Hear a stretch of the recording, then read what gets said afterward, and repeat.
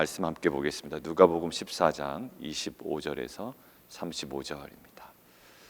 오늘 26절 그리고 27절 그리고 33절에 반복되는 표현이 있습니다.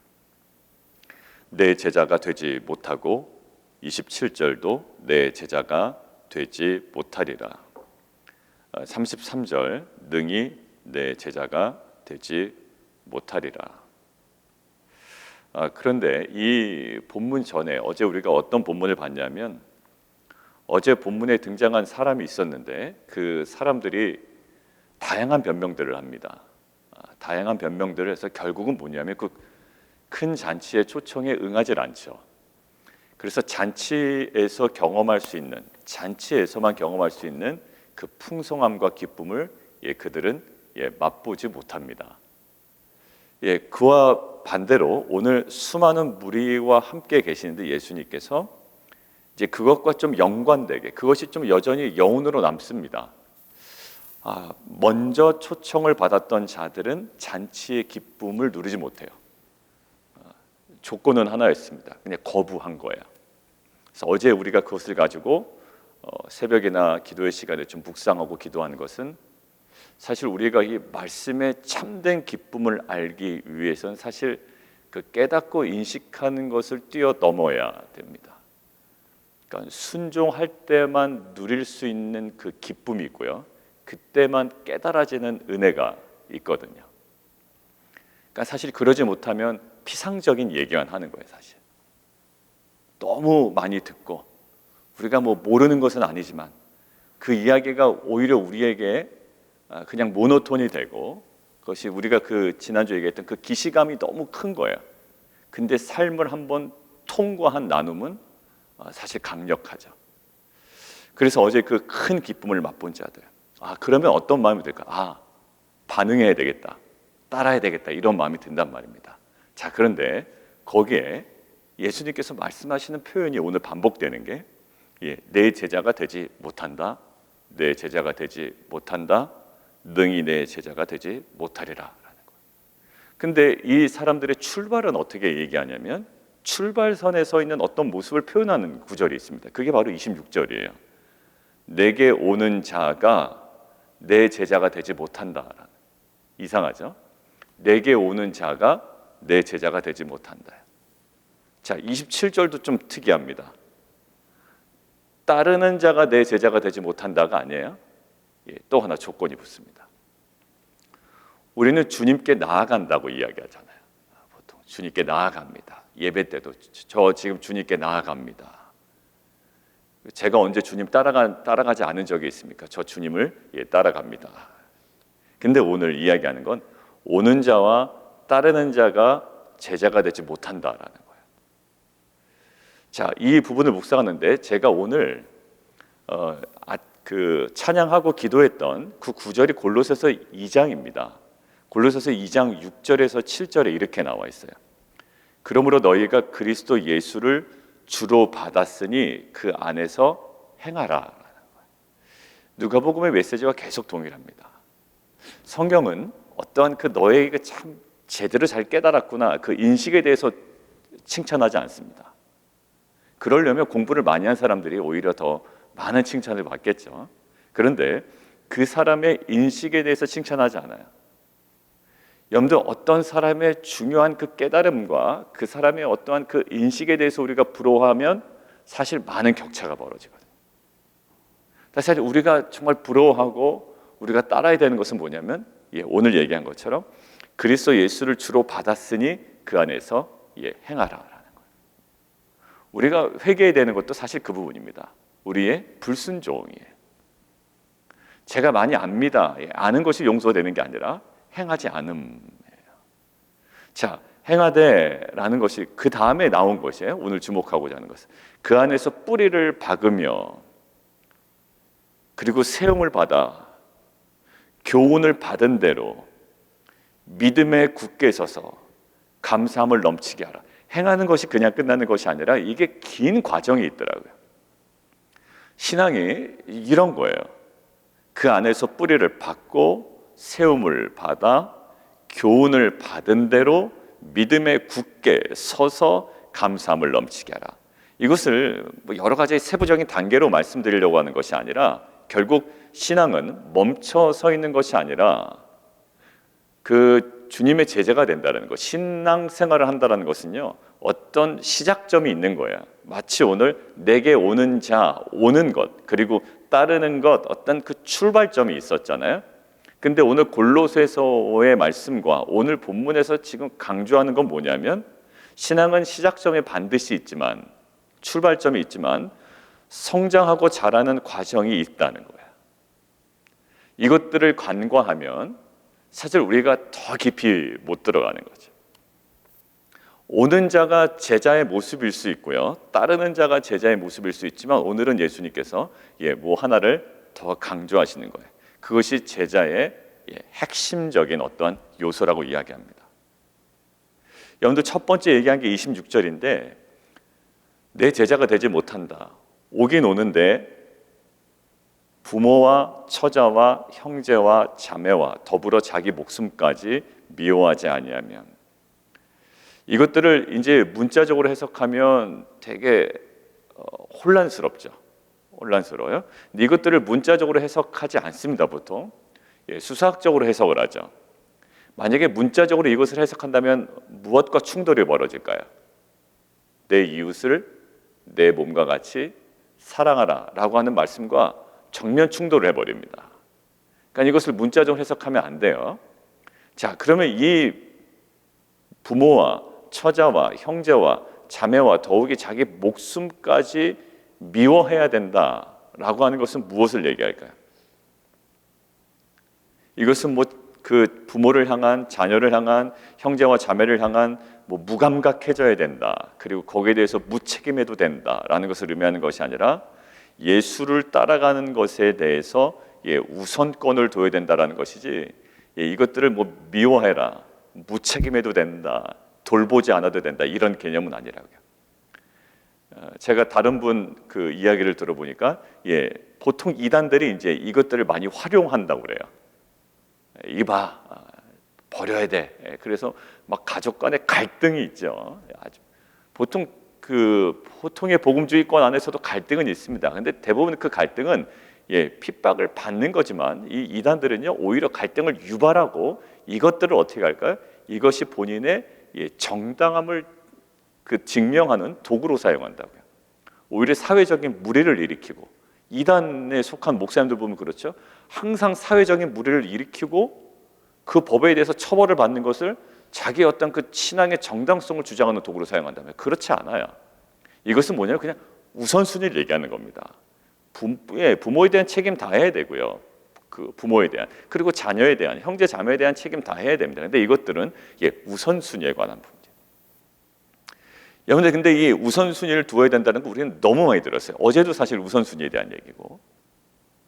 근데 우리의 그 실상, 왜 이 정도로 심각하게 얘기했을까라는 것들을 생각해 봐야 합니다. 그렇다면 그냥 우선권을 둬라라는 그 정도 뉘앙스로 얘기하면 되잖아요.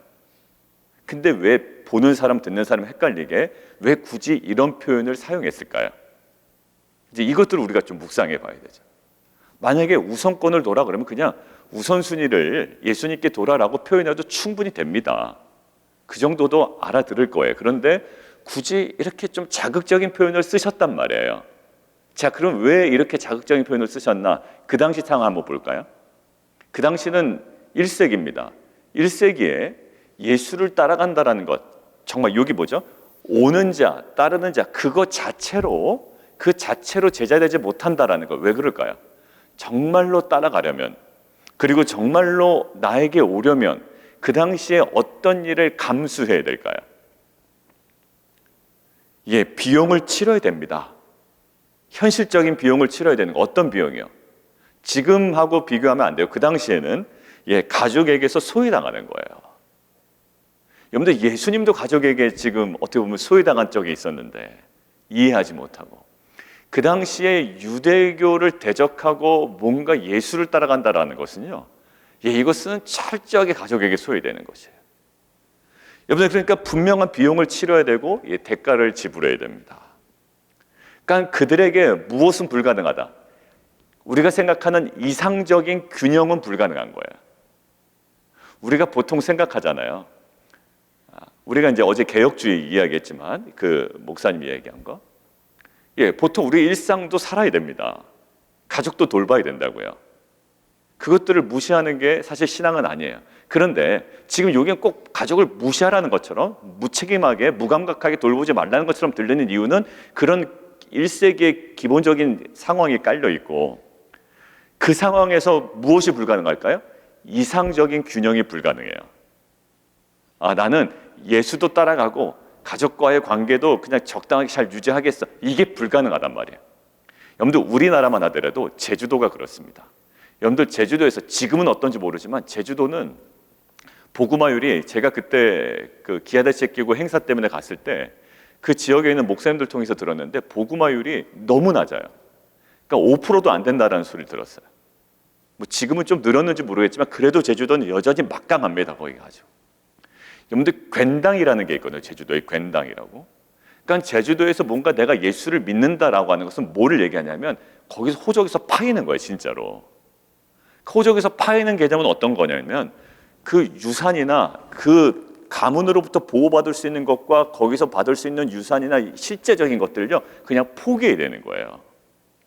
그러니까 결국 거기서 여러분들 제주도에서 신앙생활 하는 것, 그런 어떤 괜당이 딱 버티고 있는 그곳에서 신앙생활 하는데 이상적 균형이라는 게 있을 수 있을까요? 없어요. 그러니까 이 기원후 이 1세기의 이 당시에서는요 이렇게 표현할 수밖에 없었던 거예요. 이상적 균형 없습니다. 그런데 이것들을 우리가 오늘 현 시대에 우리가 묵상을 해보면 우리는 무엇을 원하죠? 이상적 균형을 원합니까? 아니면 완전히 하나에 올인하는 것을 원합니까? 올인하는 게 중요하지만 사실 우리가 스스로 이상적인 균형점을 찾으려고 그래요. 근데 오늘 말씀의 핵심은 뭐냐면 너희가 스스로 이상적 균형점을 찾다가는 사실 내 제자가 되지 못할 걸이라고 얘기하는 거예요. 왜냐하면 사실 우리가 보통 이상적 균형점을 찾으려는 많은 시도들이 있습니다. 저에게도 있었고 여러분들에게도 있었고 사실 신앙생활 제대로 하지 못하는 사람들에게도 항상 표현하는 방식은 항상 그래요. 너무 그렇게 하면 안 돼 라는 거예요. 여러분들 맞아요. 너무 그렇게 하면 안 돼요. 그런데 스스로 균형점을 찾으려는 모든 시도 속에 뭘 놓치기 쉬우냐면 우선순위를 딱 놓치기 쉬운 거예요. 여러분들 돈과 우리가 재물과 하나님을 겸하여 섬길 수 있다 없다? 없다예요. 정답은 없다로 가야 되는 거예요. 그런데 우리는 어떻게 갈까요? 재물과 하나님을 균형적으로 섬길 수 있어. 나는 있어. 나는 뭐가 중요한지 알기 때문에 할 수 있어 라는 거기서 출발하게 되면 어떻게 된다고요?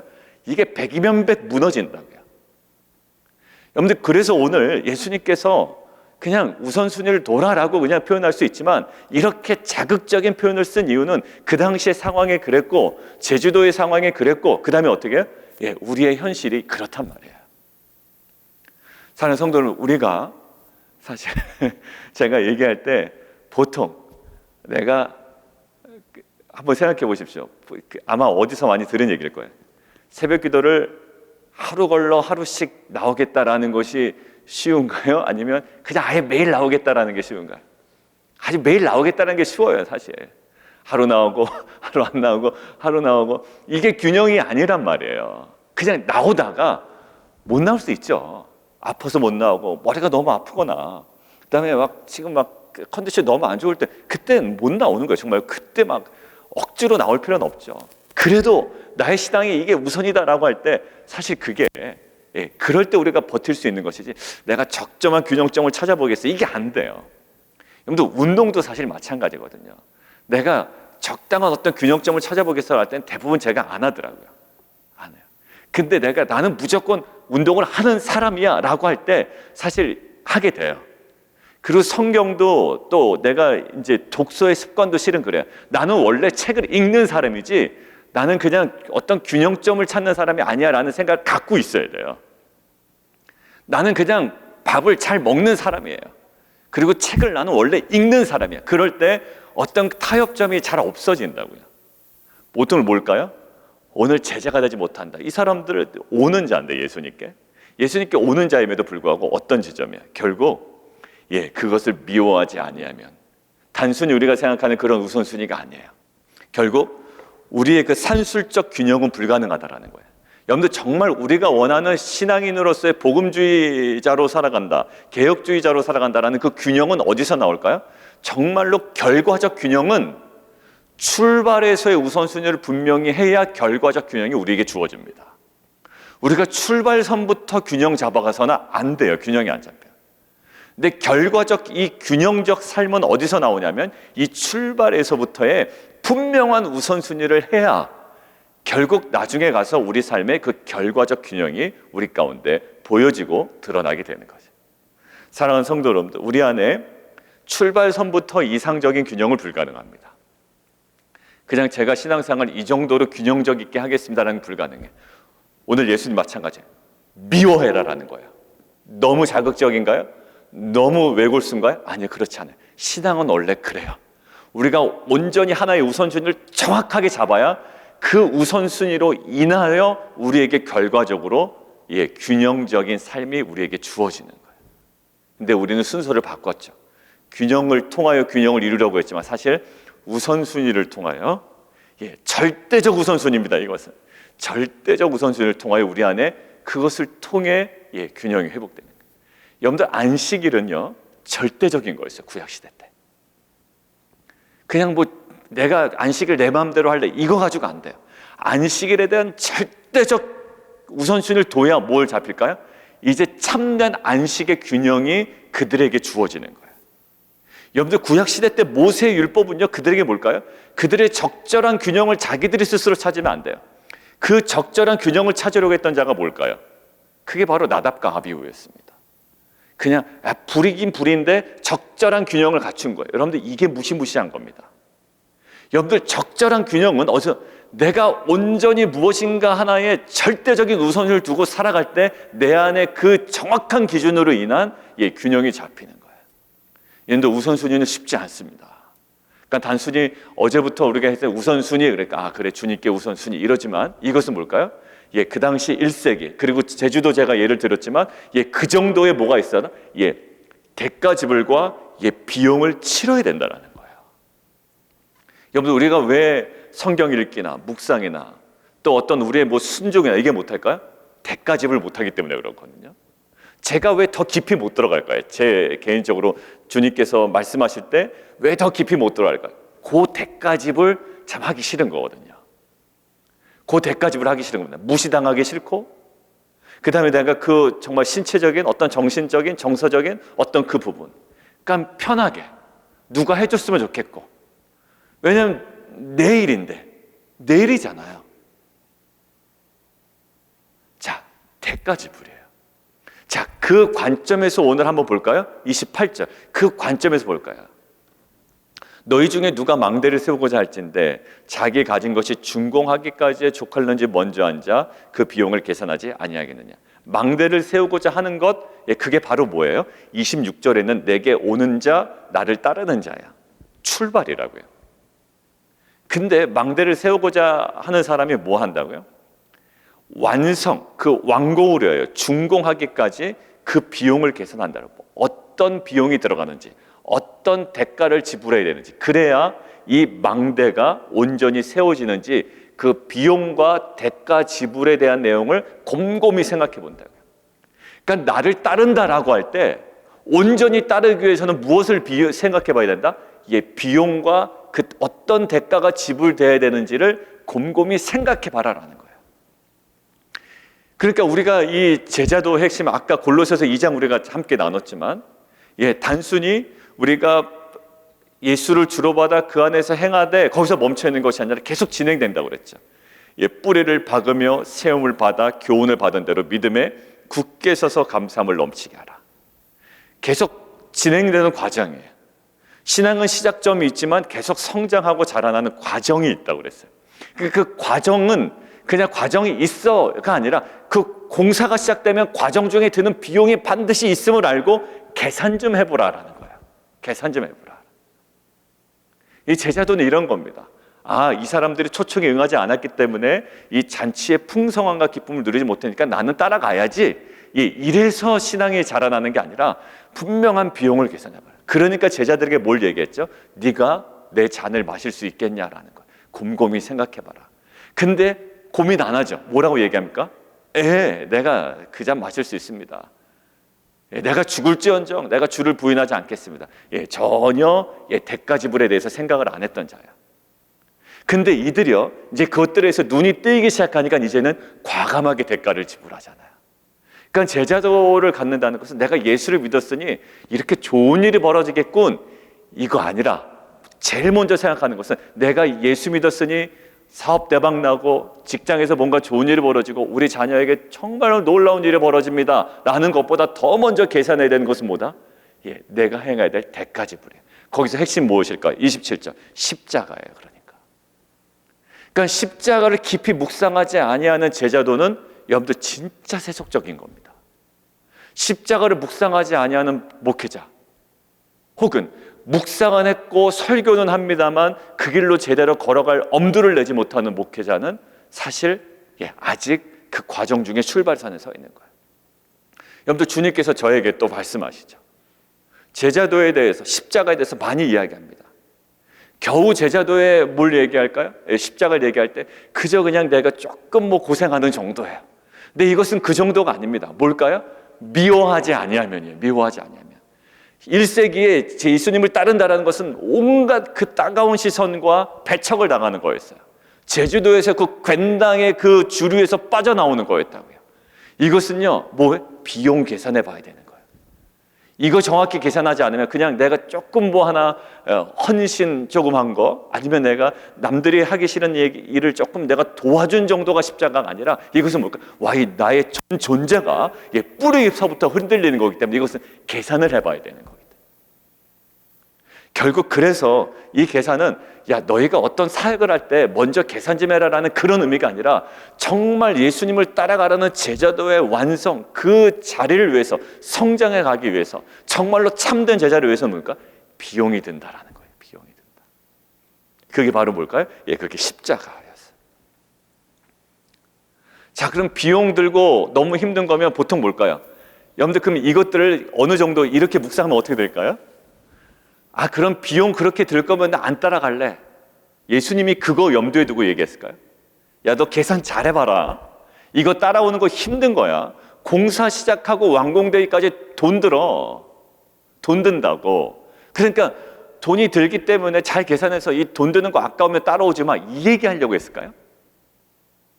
자, 그러니까 두 번째 얘기가 필요한 거예요. 자, 두 번째 이야기 한번 볼까요?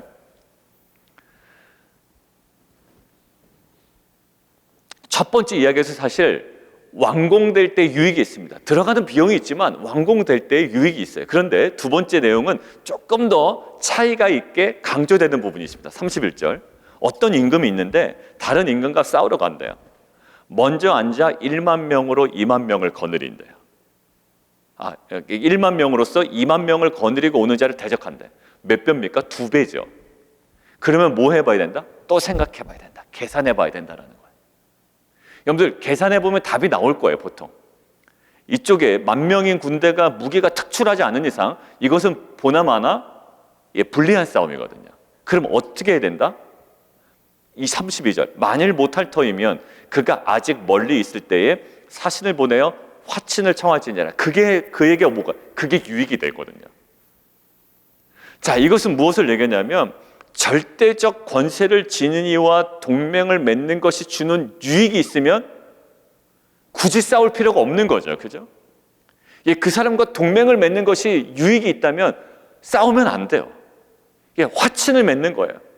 이것들을 가서 지금 얘기하는 것은 뭐냐면, 물론 헤아려 봐라, 비용 계산해 봐라 라는 것과 동시에 싸우는 비용보다 뭐가 더 나아요? 싸우지 않고 화친 맺는 것이 훨씬 유익이 있어요. 그죠? 우리가 기부원 주민들 이야기 알잖아요. 굉장히 머리를 잘 썼죠. 먼 곳에서 온 사람. 그들에게는 유익이 있었습니다. 그 후손들이 아마 느디딤 사람이 아니냐라고 우리가 묵상하고 그때 함께 나눴지만, 유익이 있었잖아요. 맞아요. 그런 유익이 있는 거예요. 오늘 얘기하는 거, 절대적 권세를 지닌 이와 동맹을 맺는 것이 주는 유익에 대해서 지금 이야기해요. 뭐냐면 우리가 예수를 따라간다는 것은 뭘까요? 33절처럼 자기의 모든 소유를 버리는 거예요. 비용을 지불하는 거잖아요. 근데 비용을 지불하는 것보다 더 중요한 유익이 있다라는 거예요. 그 망대가 완공이 되고 그 비용이 지불되고 화친을 맺는 건 어떻게 보면 굴욕이라고요. 근데 그것이 아니라 오히려 뭘까? 절대적 권위를 지닌 그분 누구? 예, 주님께 완전히 결합하는 거예요. 그러니까 소유가 아닌 누구에게 결합해라? 33절은 예수와 완전히 결합하지 않으면 내 제자가 되지 못한다라는 거예요. 아까 얘기했던 단순한 우선순위가 아닙니다. 이것은 절대적인 우선순위를 둠으로 인한 우리에게 주어지는 평안과 안식과 안정과 결과적 균형이에요. 자, 그러니까 결국 무엇일까요? 예수를 따라간다는 것은 뭘까요? 그것에 완전히 올인하는 것. 그 주님과 완전 동맹을 맺는 것이며 그 주님께 완전히 굴복하는 것이고 화친을 맺는 것이고 예수와 결합하는 것이 그것이 얼마나 우리에게 유익이 있는지 다른 비용 계산을 해보죠. 이 십자가를 진다는 건 계속 마이너스인 것 같아요. 싸움을 벌이는 것 마이너스입니다. 근데 오히려 그 절대적 권세를 지니와 동맹을 맺는 것 이것이 우리에게는 그것이 우리에게 절대적인 유익이 되는 거예요. 여러분들 진정으로 우리가 믿는다라고 하는 것, 따라간 제자가 된다라는 것은 결국 오늘 이야기합니다. 이런 거예요. 우리가 과정 중에 결과적으로 보여지는 이 균형점을 가지고 우리가 출발서부터 우리가 스스로 균형을 맺어나가는 안 된다라는 1세기가 그랬고 제주도가 그랬고 지금 현실도 마찬가지로 그랬습니다. 재물과 하나님 겸하여 섬길 수 없습니다. 여러분들 보통 습관 버릴 때도 보통 이야기하죠. 그냥 단번에 끊어라 막 이러잖아요. 그럴 때 어떻게 그럴 수 있는 확률이 많다고 그래요. 자, 제가 예전에 기아대치교육 사역할 때 동아일보 기자 출신 어떤 장로님이 계셨습니다. 그 충신교회 장로님이 계셨는데 그 장로님의 손가락이 하나가 없는 거예요. 마디가. 제가 한번 이거 말씀드렸을 거예요. 마디가 없어요. 그래서 이제 아무도 못 물어보잖아요. 그 손가락 마디가 없는데 무슨 사고가 났습니까? 뭐합니까? 또 장로님이기도 하고 이분이 이제 편집위원이었어요. 그러니까 기자 출신이니까 저희가 한 달에 한 번씩 회보를 발행을 합니다. 저희 이제 선교를 돕는 분들에게 후원자들에게 또 기도 후원자들에게 이제 소식을 전하는 회지를 항상 해요. 그러니까 매달마다 그 회지를 지금도 아마 나갈 거 모르겠어요. 나가는지 안 나가는지. 근데 이제 그분이 편집위원으로 섬겨주셨다고요. 그럼 그분이 오면 이렇게 손가락이 없어요. 그래서 여쭤보기가 좀 그렇잖아요. 근데 그분이 식사하면서 먼저 얘기하시더라고요. 자기가 이 손가락이 없는 이유가 예전에 기자분들은요, 정말 지금은 기자하기가 쉽지 않아요. 왜냐하면 사람들이 눈이 아주 뚫어지게 보고 있거든. 그러니까 누가 기자로서 엉뚱한 이야기를 하는지, 누가 거짓 기사를 쓰는지, 그러니까 요즘에는 엉뚱한 기사를 쓰는 기자들도 많기 때문에 이것들을 감시하는 눈이 너무 많아요. 근데 예전에는 언론이 막강했다고요, 파워가. 그러니까 예전에는 인터넷이 있습니까? 뭐가 있습니까? 언론에서 쓰는 대로 사람들을 믿었거든요. 그러니까 언론이 막강한 권력이었어요. 예전에는 그냥 무소불위였습니다. 언론이 쓰는 대로 사람들은 사실 믿는 거예요. 근데 지금은 안 믿죠, 잘. 이것이 정말 가짜 뉴스인지 진짜로 검증된 거인지 막 네티즌들은 엄청 이 역할을 하기 때문에. 근데 그때는요, 기사 쓰면서 또 여유 시간에 뭘 했냐면 고스톱을 치셨죠. 고스톱을 기자들이 모여서 동아일보 이제 기자로서 그 고스톱을 치는데 이게 너무 중독이 된 거예요, 이분이. 그래가지고 결국 내가 예수를 믿는데 끊어야 되겠다 싶어서 어떻게 했냐면 이게 안 끊어지니까 자기가 그냥 손가락을 자르신 겁니다. 대단하죠, 이분이. 자기가 그냥 자르신 거예요. 근데 그분이 그랬나 모르겠나 잘린 손가락을 가지면서도 치려고 그런대요. 이게 무섭죠. 그러니까 자기가 어떤 내가 적절하게 할 거야. 이게 안 되는 거예요. 그러니까 오늘 얘기하는 핵심 뭘까요? 우리가 완전히 주님께 올인할 때 그때 그 잡힌 우선순위로 인하여 우리 안에 균형이 잡힙니다. 여러분들 사랑하는 성도 여러분들, 우리에게 주어진 제자의 조건이 굉장히 가혹하게 보일 수가 있어요. 근데 이것들은 우리를 오히려 살리는 거예요. 제가 보기엔 적정하게 균형점을 찾으려 했던 시도는요, 다 물거품이 됐어요. 우리 아내도 그렇고 제 아내도 그렇고. 제가 그냥 주일 예배 제가 알아서 좀 적당하게 드릴게요. 이게 안 되더라고요. 주일 예배도 한 번 빠지니까 두 번 빠지고 두 번 빠지니까 세 번 빠져요. 그래서 영영이 멀어져만 가네 막 이렇게 되는 거예요, 사실. 사랑하는 성도들, 우리 안에 이것이 너무 가혹하게 보이는 게 아니라 얼마나 오죽했으면 미워하라고 그러겠어요. 오죽했으면 소유를 버리라고까지 하겠어요. 이것을 문자적인 해석을 가지고 수사학적인 주의 마음이 담긴 것을 보면 우리의 태도가 어떠해야 되는지 오늘 다시금 얘기합니다. 이 정도의 각오, 이 정도의 태도예요. 근데 우리는 너무, 제가 잘 쓰는 표현, 너무 나이브하죠. 내가 스스로 어느 지점을 찾아가려고 그래요. 그런데 그렇지 않아요. 내가 온전히 주님께 결합되어야 거기로부터의 나의 균형점이 회복됩니다. 그러니까 내가 회복된 지점을 먼저 찾아갔던 거예요. 생각해 보니까 내가 완전히 거기에 딱 결합되고 올인해야 되는데 거기서부터의 균형점이 회복되는 거였는데 내가 스스로 균형점을 찾아갔던 거예요. 사랑하는 성도 여러분들, 이 정도까지 주님께서 자극적인 표현을 썼는데도 불구하고 우리가 스스로 또 균형점을 찾아간다. 오늘 우리가 또 결단을 못한다. 이것들은 정말 말씀에 대한 배반입니다. 그러니까 3년 동안 기다렸다라는 마음이 떠나지 않아요, 저한테. 그리고 어제 본문도 그랬고 오늘 또 그러시는 거예요. 굉장히 자극적인 표현을 쓴 이유가 있다라고 말씀을 드렸죠.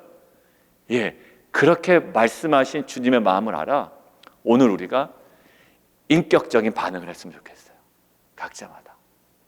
왜냐하면 이것은 딱 한 가지만 주목하시면 돼요. 나를 살리려는, 참된 제자로 삼으려는 그 주님의 마음이 담겨져 있는 거예요. 거기에 안심하시고 이제 뭐 하는 거예요? 그 절대적 권세를 가지신 이와 뒤돌아볼 필요 없어요. 화친을 맺고 동맹을 맺고 하나 되고 결합되어야 돼요. 그런 은혜가 우리 가운데 있기를 원합니다. 우리 함께 기도하며 나가도록 하겠습니다. 오늘 성령께서 주신 그 각자의 음성을 가지고 우리 좀 함께 좀 기도하며 오늘은 나아가도록 하겠습니다. 함께 기도하겠습니다.